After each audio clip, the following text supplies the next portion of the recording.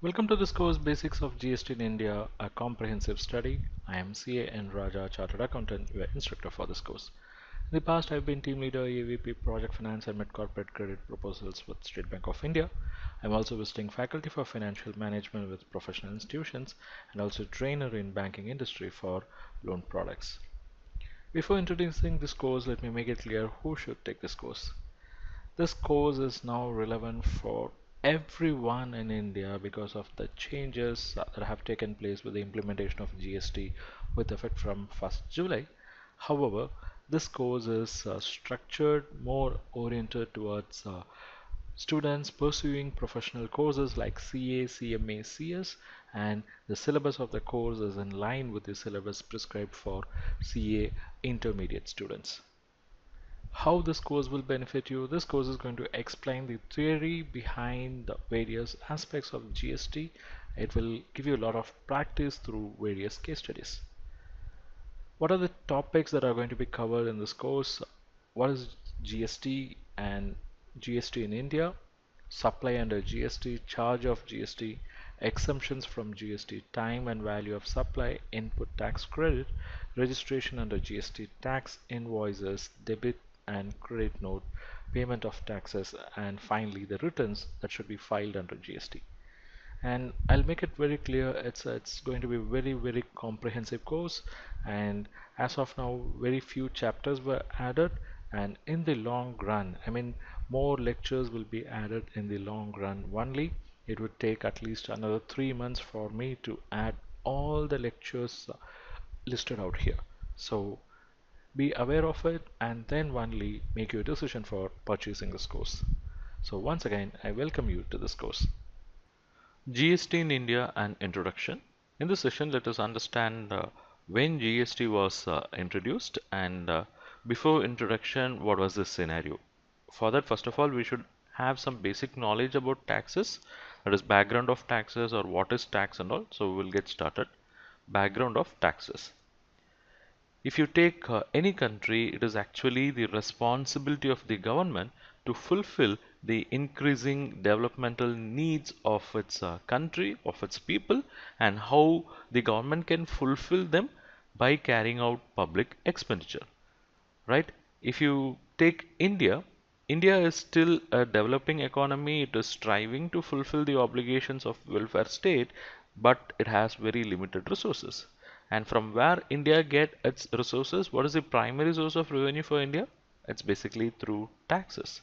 So by collecting tax, government will be able to provide public services. So this collection of tax is not only seen as a tool for providing public services, but it is also acting as an instrument of fiscal policy because it is stimulating economic growth. So the taxes collected will enable the government to fulfill its socio-economic objectives. So now this gives rise to a question: what is tax? Tax is basically a pecuniary burden where the individuals, or say the property owners, or say business entities, will support the government by paying an amount. So what is tax? It's a pecuniary burden on the individuals or property owners or say business entities where they are asked to pay certain amount to the government to support the government, and this amount payable is called as tax, and this payment is actually exacted by a legislative authority. It means it is legalized. They are supposed to pay, they have no choice to escape from that.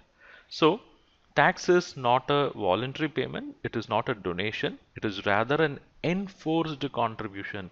They are demanded, they are asked to pay, they don't have any choice. So why? Because it is exacted by a legislative authority. To put it in simple words, tax is a money where people pay to government so that government can provide public services. So that's about tax. Now the taxes can be divided into two: direct tax and indirect tax. Let's see one by one. Direct tax is a case where the tax is imposed directly on the taxpayer, and the taxpayer will pay it directly to the government. Okay, So the taxpayer can be person or persons, individual or business entities, but it is paid directly by them to the government. It means this tax obligation cannot be shifted. Classic example is income tax. So that's direct tax, whereas indirect tax is something where taxpayer is going to be a conduit in every stage. So what do I mean by that? It means tax incidence will be passed on stage by stage and it finally reaches the consumer. It means under indirect tax, this tax incidence can be shifted. It is passed on. So here the tax incidence is borne by the consumer who is going to ultimately consume the product or services. So till such stage it will get shifted.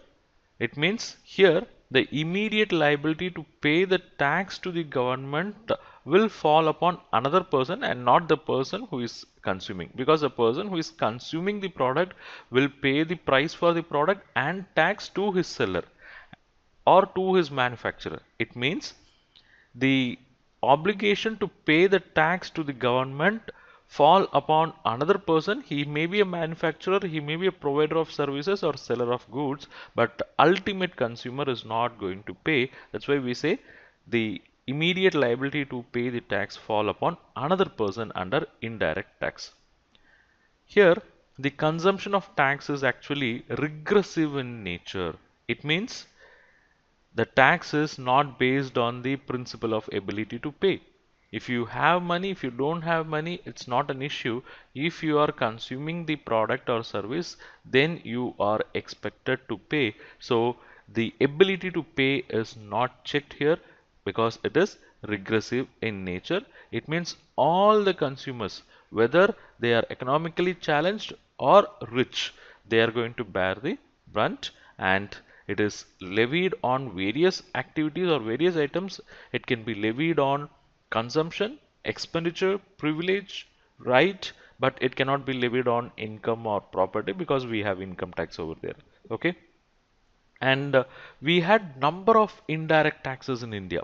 We had I'm using the past tense. We had number of indirect taxes in India, like excise duty, customs duty. Of course, this still continues.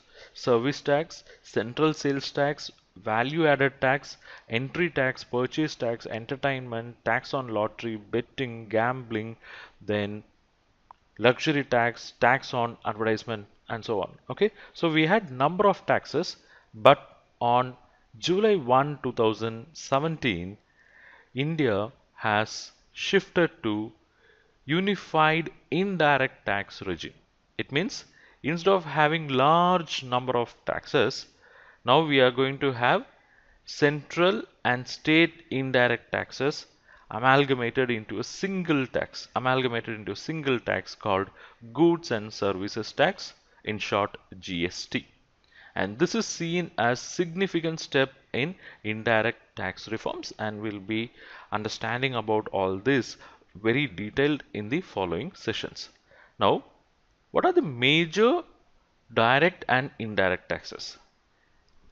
As of now in India, what are the major direct and indirect taxes?